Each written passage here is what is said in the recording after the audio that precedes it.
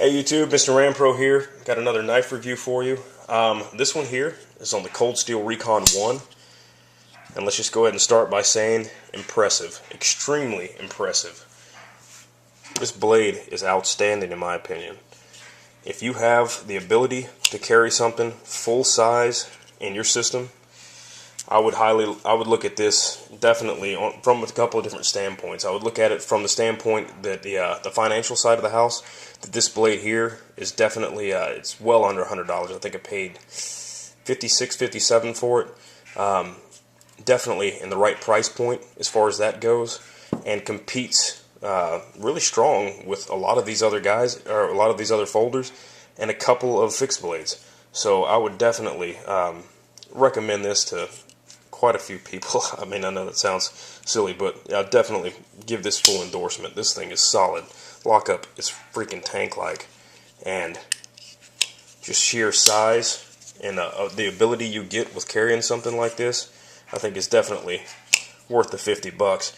I would say that in a self-defense slash tactical role, police officer kind of thing, definitely worth looking at. EMT guys, construction workers, anybody that's really going to use their blade and need to depend on their blade to really get some stuff done, definitely look at it. You know, the banding straps on like lumber and stuff like that, took it to the hardware store. The available lumber was kind of crappy, so I busted open a new pack. This thing sliced through that crap. I mean, insane. It was the thicker plastic banding, but just popped it straight through. The ability to stick underneath there and just pry with it and not have to worry about it, I can tell you right now, if I was carrying my Delica, I wouldn't have done it. I would have done it with my Leatherman or something like that I didn't care too much about the tip-on or something like that, but I would not have done what I did with this thing. And it just gives you a big sense of security, having something this big and this strong of a lockup, on your person. So definitely a win by Cold Steel. I went with the Tanto tip because I wanted something that I could just destroy and see how long it would hold up. There's a lot of videos out there with testing the lockups and testing all of that stuff. I EDC'd this thing is my only blade, my main blade. I'm sorry, I did have this in my other pocket. That's a little GEC conductor or something like that. But this thing here was definitely able to handle anything I needed to. The only thing it also did was scare a couple of people. So it was huge. People were like, "Holy crap, dude! What are you doing? Carrying a machete?" And that little talk from these non-knife people and the sheeple of the society. But this was definitely something that just enables you. I know I'm ranting about how much of a win it is, but I think even with the weight on this thing, you're gaining so much by having something like this on your person that the weight's not even an issue. You got a bug-out bag or a glove compartment, a glove box, whatever, any kind of little spot you could throw this stuff. For 5.5 ounces, you've definitely got a strong blade on your side. So highly recommended. I will go ahead and let you know that the blade steel, I consider it a win also. Easy to sharpen. It's that AUS 8A, I believe. Definitely gets a nice razor edge on it. When I first got it, shredded cardboard boxes. You can see here that the finish is kind of, I did wash the blade and everything. The finish is kind of showing a little bit of wear on it, but nothing bad. I liked the look of some of these guys' blades on YouTube, some of you guys' blades. I liked the way it looked when it was worn and torn up looking. I thought that looked hardcore. It looked like it had been used for a while and stuff like that. And I wanted something that could put up with the abuse and handle it. I do think that I would like a stonewash blade with it, just because, the same thing with the clip, by the way. But just to not have to deal with something later, if I did want to strip it down or anything like that. Show you this. I would consider this finish about the same as what I would consider on a regular BK11. This one here was completely stripped down and then patinaed through use, and a little bit of forced patina on there also. Kind of careless patina, I should say. But that finish, exactly what's on this one here. So that kind of Teflon coating thing, they say it helps with the cutting and stuff like that. I really don't see that. I see that sharp edge definitely helps with the cutting, and that thick blade thick blade stock and tip definitely helps out. So that sucker right there, I don't know why I compared black to black, but not a very good contrast. I will, for size comparison, throw out a couple of blades out here. I'm primarily a Spyderco guy. So I'll throw out my police, which usually goes with me everywhere, and now the Recon1 and the police are in competition because I always carried the police as my my backup kind of self-defense tool, that kind of thing. Just if I ever needed something, here it is, a good sturdy locking folder that I could have with me in a back pocket, in the waistband, something like that. This Recon1 is competing with it quite a bit. And we'll do a pair of two. Let me scoot this down a little bit. And just because it was here, we'll do a BK11 also. Squeeze all that in, I believe. I will say that if they used the Spyderco finish, I would definitely have been a little happier with it. Throw that on the pocket clip. I don't know why this isn't used on the pocket clips, even on the Para 2. Why not use that finish on the pocket clips? I mean, it's probably, difference in steels and treatabilities and all that kind of crap, but you did it here, do it there. I definitely would have liked to see something like that. It does come with another pocket clip faced the other direction, and I did like this too. They didn't do it on, let me go ahead and get these out of the way. They didn't do it on the medium Voyager, but they did it here on the Recon1, and that was give you the extra clip, but also give you extra screws. And I think that's a pretty cool little thing. That's a way to win somebody's heart in the little knife world. That little extra stuff, we'll do a little comparison on that too. That's the medium Voyager. You can definitely see a Papa Son kind of thing going on there. Definitely cool.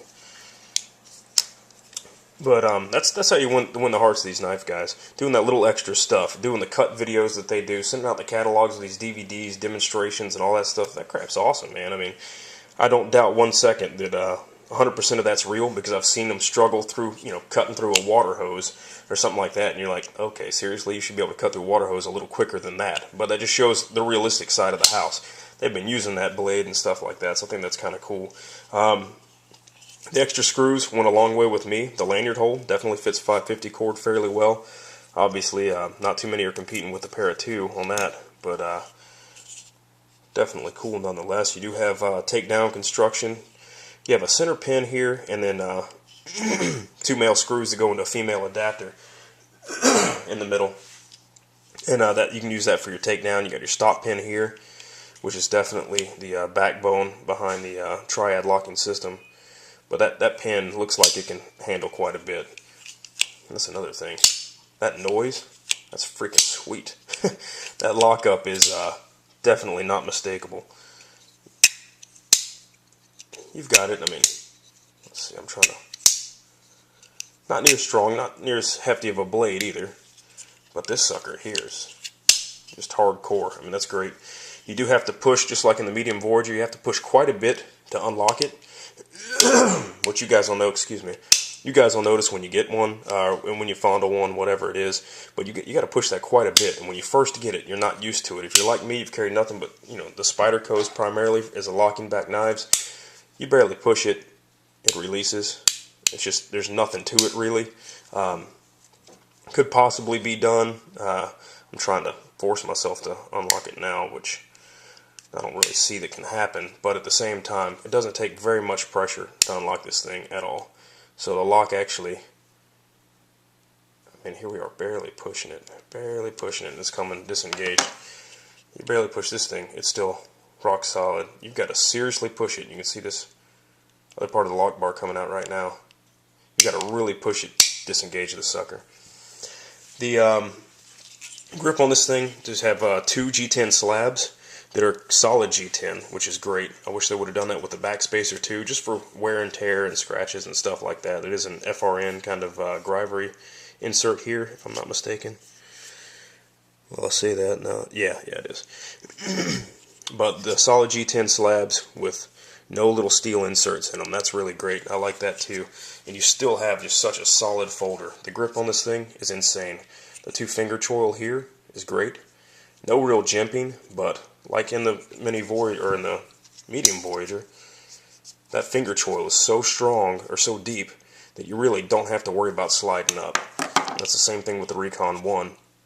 That finger choil is so deep in there that you really have a good positive lockup, so that's really great. The pocket clip, I do find that it's not like the medium Voyager in the fact that the G10 is so stiff. or this here, the gravity is so stiff that you can't really deploy it easily. I don't find that with the G10. I do find that it's coarse, good G10 definitely beats out what, you know, came on the Para and stuff like that. But it's not so bad that I can't use the pocket clip. I know I've seen that a couple of videos, but I didn't find that it was really too much of an issue. I think that if it was, do a couple of these guys' mods and just kind of sand it a little bit and you should be fine. You can adjust that pivot screw with a Torx bit. And this is something that was kind of cool. I made mention in the other video about it. The thumb stud, it's, you know, left and right hand with the pocket clips, but the thumb stud favors one side. And to get away from that, they threaded the whole, or to get away from an issue with it, they threaded the entire thumb stud, and you can adjust it with a flat tip screwdriver in or out either direction. So if you want to go to left hand carry, you can either take it out and swap it so you have the nice smooth nub on your side, or you can just unscrew it to that side to kind of favor the side that you want it to. So I thought that was a really cool design. I like that a lot. I wouldn't mind seeing that on a couple of other folders. Just the sheer ease or the ability to do it. I think that's pretty cool in itself.